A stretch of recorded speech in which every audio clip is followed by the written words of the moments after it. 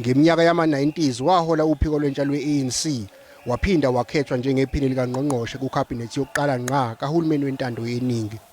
uMbalula ukhumbuza izethameli zombutho ukuthi kwaba uyena futhi uMokaba owakhuza amalungu ophiko lwentsha ngesikhathi ehlongoza imashi emva kokuthi uThabo Mbeki amshiya ngaphandle ezikhundleni zikahulumeni ngesikhathi esethatha intambo njengomengameli wezwe. Peter was not about positions.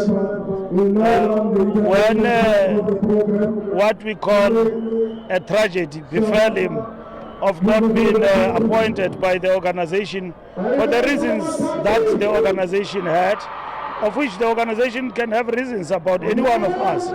He did not give us politics of fighting for him. He basically taught us that, comrades, it is a privilege to serve.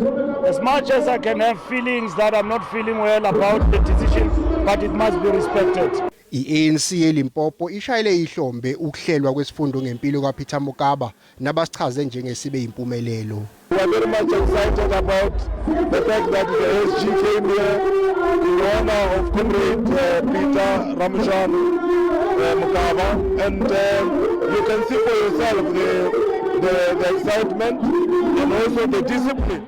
Kuphinde kwanconywa kakhulu namalungu onke e-ANC abethamele lombuthano wesifundo ngendlela yawo yokuziphatha.